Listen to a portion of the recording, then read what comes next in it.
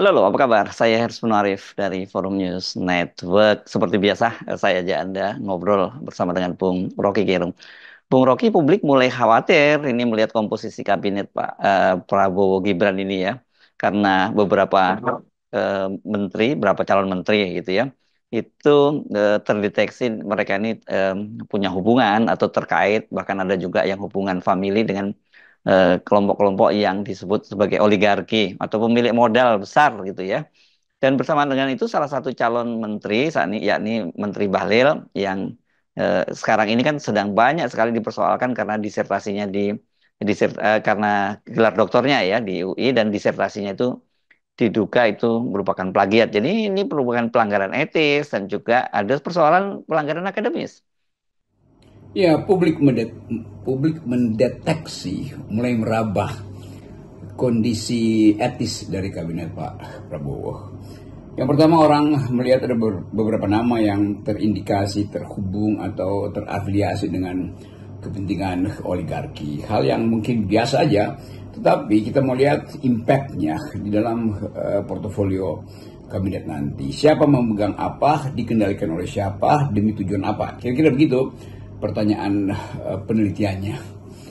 Sama dengan pertanyaan penelitian yang juga akan diajukan terus oleh kalangan akademisi terhadap disertasi dari Sir Bahlil yang juga adalah menteri atau calon menteri dari kabinetnya akan datang, kabinet Pak Prabowo.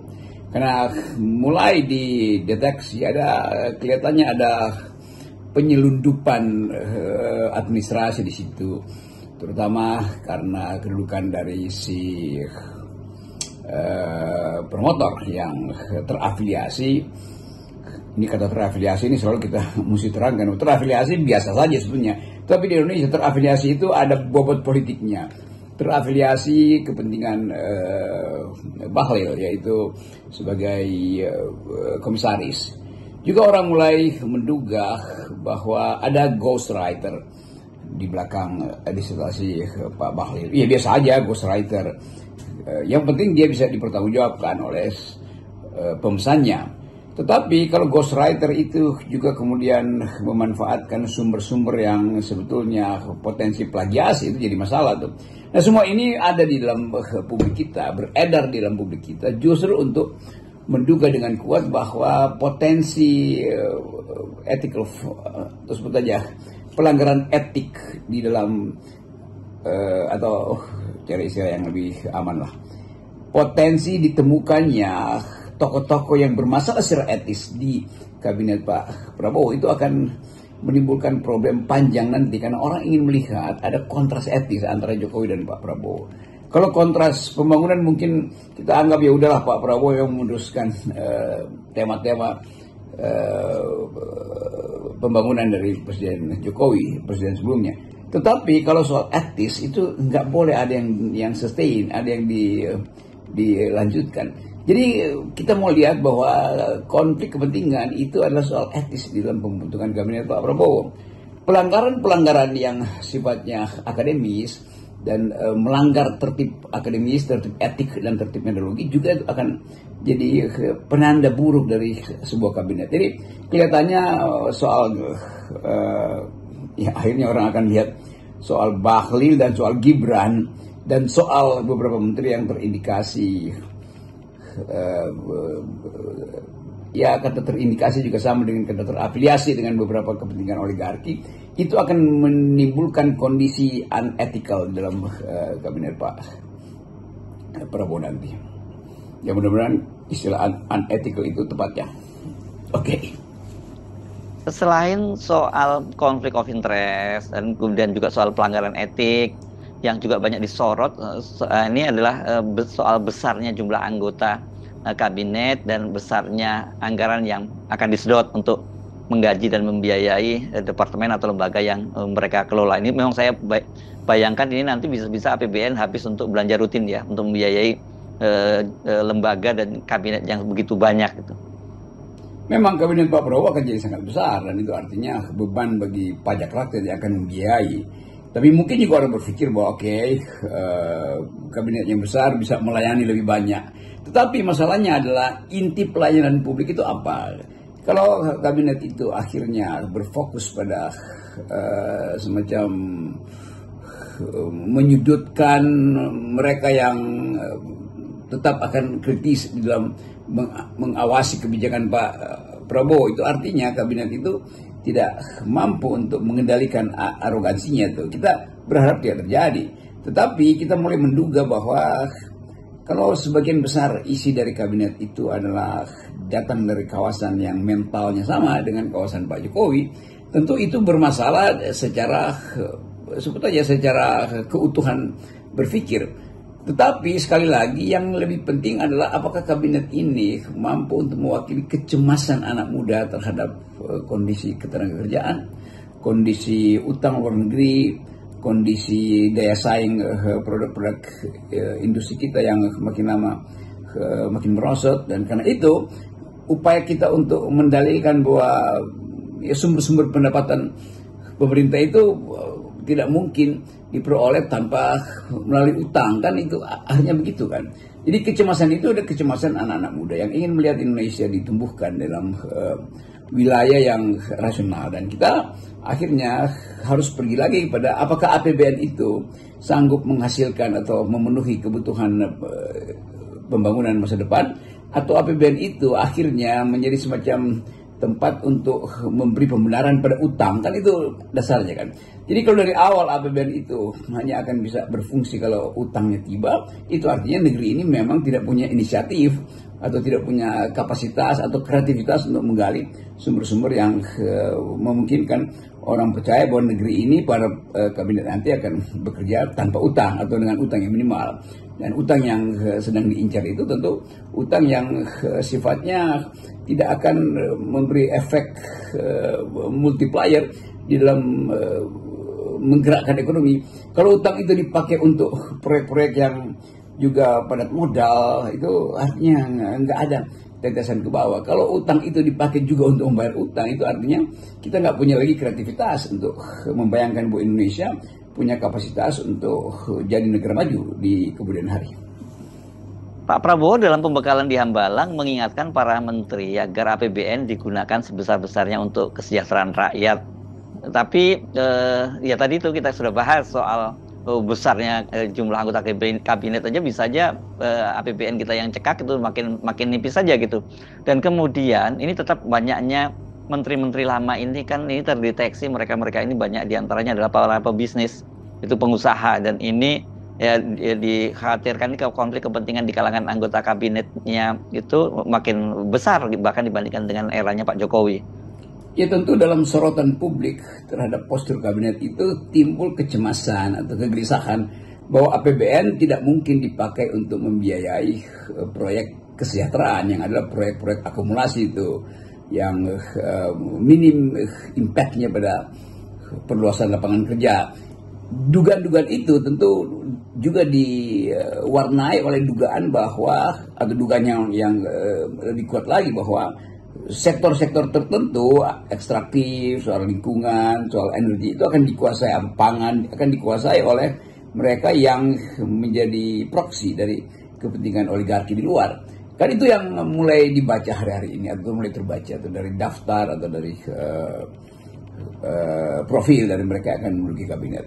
Namun demikian kita tetap ingin menunggu sinyal pertama dari Presiden Prabowo, apakah arah ekonomi akan dihasilkan melalui ekstraktif industri, melalui sektor industri yang padat karya tentunya, atau sekedar diandalkan pada jumlah kekayaan yang ada di bumi Indonesia. Dan kalau jumlah kekayaan itu tidak menghasilkan nilai tambah, itu akan dibuat sedemikian rupa supaya figur-figur nanti, maksudnya angka-angka itu tidak terlalu terlihat oleh publik tuh. Tetapi publik akan tagih bahwa kalau keadilan sosial itu tidak terasa dalam 100 hari pertama misalnya, atau ke arah ketidakadilan sosial tidak terasa, maka ada problem dengan kabinet itu. Jadi sekali lagi kita hanya bisa memberi sinyal bahwa ada kegelisahan publik melihat postur kabinet Presiden Prabowo. Postur yang besar, tetapi di dalamnya mulai terlihat potensi beberapa profil di situ untuk mungkin menghegemoni soal industri strategis yang akan menghegemoni wilayah-wilayah pengelolaan pangan, yang akan menghegemoni wilayah-wilayah manufaktur. Jadi orang belum bisa merasa, atau para pengawat belum bisa menetapkan dengan tepat arah dari kabinet itu. Jadi sebuah kabinet yang besar tetapi sangat mungkin kehilangan rasionalitas atau bahkan kehilangan etikabilitas itu. Dan itu yang pasti akan ditemukan atau mulai ditemukan ketika rapat-rapat kabinet pertama memperlihatkan tiadanya paradigma. Tapi paradigma terakhir tentu ada di dalam benak Pak Prabowo yang menginginkan semua pihak terlibat dalam pembangunan, yang menginginkan tidak ada faksi yang bersifat oposisi. Dan itu juga tidak mungkin atau terlalu riskan untuk mengandalkan bahwa sebuah kabinet yang dibuat kuat itu bisa tumbuh tanpa dukungan stabilitas politik. Jadi kita masuk lagi pada semacam jebakan Orde Baru yang membutuhkan stabilitas politik demi pertumbuhan ekonomi. Nah, sekarang stabilitas politik itu dalam bentuk apa? Apakah politik pengendalian opini atau politik anti oposisi? Nah, soal-soal ini kita kemukakan lebih awal sebelum 100 hari pemerintahan Pak Prabowo itu berlangsung. Nah, sekarang kita bahas soal kemungkinan PDIP itu masuk ke kabinet, Bung Rocky. Kalau kalkulasi Anda bagaimana ini? Karena kan sampai sekarang ini ternyata PDIP memang belum ada namanya yang masuk ke kabinet, dan kemudian Pak Prabowo dengan Ibu Mega juga yang dijadwalkan akan bertemu itu sampai sekarang ternyata masih belum bisa bertemu atau belum bertemu gitu ya. Dan padahal kita tahu syaratnya seperti katakan oleh para petinggi PDIP itu, syarat untuk masuk ke kabinet itu setelah Ibu Megawati bertemu dengan Pak Prabowo. Jadi ini prediksi Anda seperti apa? Hitungan politik saya, PDIP tidak akan mungkin kata tidak akan masuk agak susah dipahami, tapi tidak akan mampu dibujuk kira-kira itu oleh Gerindra atau oleh Prabowo untuk tune in di dalam kebijakan 5 tahun ke depan. PDIP semacam punya sinyal batin yang menunjukkan bahwa ya kira-kira ini pemerintahan ini kurang kuat legitimasinya. Jadi Ibu Mega mungkin udah selesai melakukan kontemplasi dan tiba pada kesimpulan bahwa ya sebaiknya menunggu sehabis-habisnya sebelum memutuskan untuk bergabung dengan PDIP. Tapi PDIP dengan Presiden Prabowo. Tetapi Pak Prabowo tentu menginginkan jawaban yang lebih cepat dari Ibu Mega supaya bisa diatur ulang kedudukan Ibu Mega atau PDIP di dalam pemerintahan Pak Prabowo hari ini. Tetapi tentu Pak Jokowi juga mengintai seintensif apa sih atau sedalam apa hubungan PDIP dengan Gerindra nanti kan kepentingan Pak Jokowi masih ada atau masih bisa efektif untuk menghalangi pertemuan itu. Dan 2 hari ini tentu akan berubah sikap-sikap PDIP maupun sikap Pak Prabowo kalau Pak Jokowi betul-betul secara formil tidak lagi memegang kendali politik. Dan itu atau baru dengan cara itu kita bisa lihat kelegaan mungkin atau keterus-terangan Pak Prabowo nanti di dalam kalimat-kalimat awal ketika kabinet ini boleh bekerja, yaitu tentang arah kabinet, apakah betul masih ingin melanjutkan Pak Jokowi atau ada poin-poin yang memang harus dia batalkan. Tidak mungkin semua hal yang diinginkan Jokowi itu dia lanjutkan. Karena ini cuma soal momentum siapa yang sudah di dalam kekuasaan. Selama ini Pak Prabowo terpilih tapi belum di dalam kekuasaan. Jadi dia belum menggenggam kekuasaan itu. Kekuasaan masih ada pada Pak Jokowi. Dan Pak Jokowi tentu tahu beberapa soal seperti soal yang mungkin bersifat rahasia atau bersifat taktis yang masih bisa dia keluarkan sebagai faktor atau sebagai kartu truf untuk sebut aja mempengaruhi Pak Prabowo. Tapi lagi-lagi ini kan tinggal urusan 30 jam ke depan tuh. Dan itu yang jadi pertaruhan publik, apakah Jokowi nanti begitu terjadi penyerahan kekuasaan atau perubahan politik akan mengucapkan sesuatu yang akan ditagih oleh publik atau akan ditunggu oleh publik. Bahwa Jokowi mungkin akan menerangkan sesuatu menyangkut hal yang dia ketahui selama ini yang mungkin belum bisa dia ucapkan, tetapi setelah perpisahan dengan publik dia harus ucapkan itu. Apa itu? Ya mereka yang tentu dia tahu punya potensi untuk dipersoalkan secara hukum nanti bersama dengan dia tentunya. Jadi kelihatannya Pak Jokowi juga lagi menimbang-nimbang siapa yang akan dia seret untuk jadi bagian dari atau menjadi pelampung kalau pada akhirnya Pak Jokowi diseret oleh ombak politik, ya sebut ombak politik baru, itu tuntutan dari masyarakat sipil. Kan kita mulai lihat mahasiswa terutama dan LSM menginginkan Presiden Jokowi diadili. Tentu buzzer beliau akan bertahan supaya itu tidak terjadi, tetapi sejarah seringkali tiba dan tiba dengan cara yang tidak terduga. Jadi saya kira itu kisi-kisi untuk membaca 2 hari ini keadaan politik Indonesia. Salam akal sehat. Salam akal sehat, Bung Rocky.